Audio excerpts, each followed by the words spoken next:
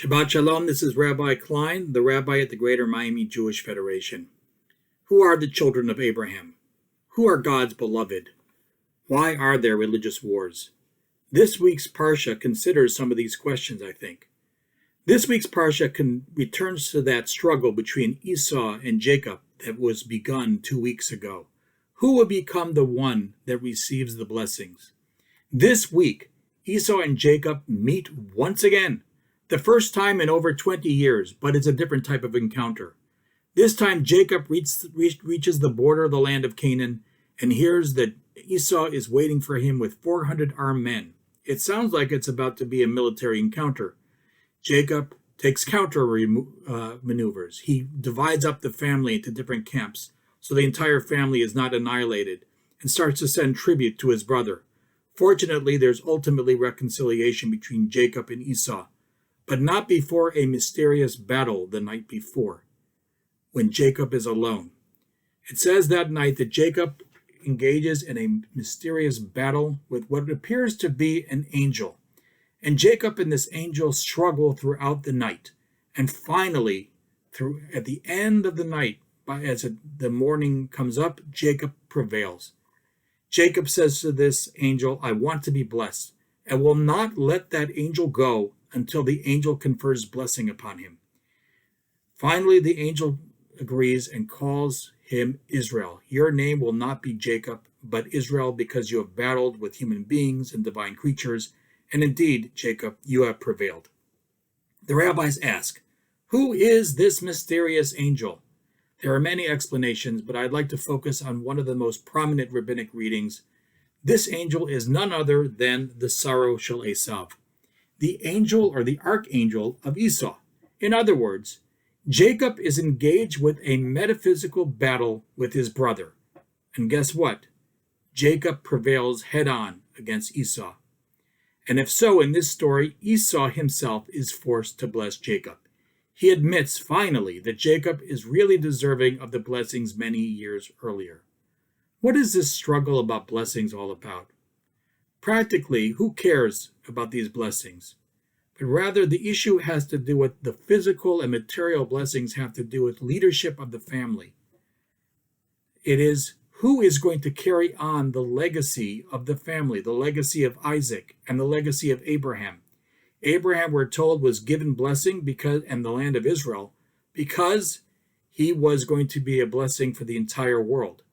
And that worldly power is needed in order to effectuate a world of justice and kindness. So this whole battle about blessings is not just about money. It's really who's going to inherit the legacy that began with Abraham. If so, this dispute, who's going to inherit the legacy of Abraham, who's going to be God's chosen to bring justice and kindness into the world, is not theoretical at all. This is the basis of countless wars in human history. Who is carrying on the mission of Abraham? The history of Abrahamic traditions of Judaism, Christianity, and Islam consider this very question, the struggle. Who is God's chosen? Who receives the right of the firstborn and is going to be the leader? Who's God's beloved? Who receives the materials that you need to effectuate this vision? Let's get back to the story. Jacob becomes the leader because Jacob defeats Esau, or the archangel of Esau. Jacob forces this angel before the morning to bless him. It is Jacob that will carry on the legacy of Abraham. And why? Because it seems, at least from the text, Jacob is the more powerful of the two. However, I want to share with you a radical comment that Rashi makes. I read this midrash growing up every Shabbat this year, and I never really understood how radical the statement it is. It's based upon a very interesting fact, that in fact, Jacob is called Israel twice in our Parsha, once here with this struggle with the angel, and later on in a place called Beit El, where God is going to call Jacob Israel.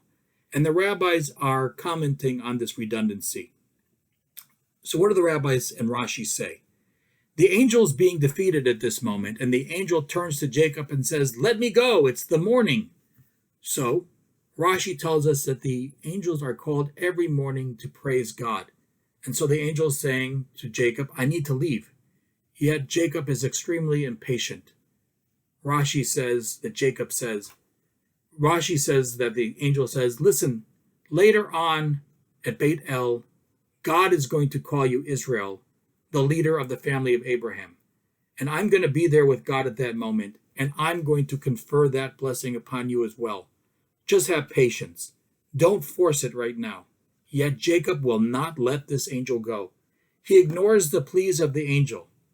So, under duress, the angel states, your name is no longer going to be Jacob, but Israel, because you have struggled with men and angels and has prevailed.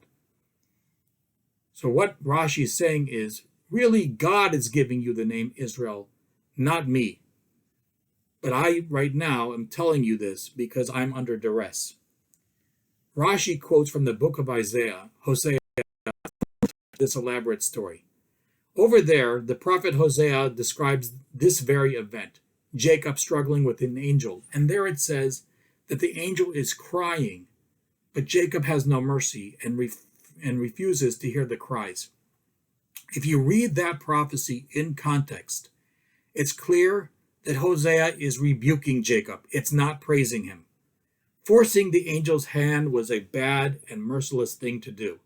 And this is what exactly Rashi says. It says in our verse, in our Parsha, and he declared him blessed there, that he begged him to wait, and yet Jacob did not do so. I'd like you to consider what Rashi is saying.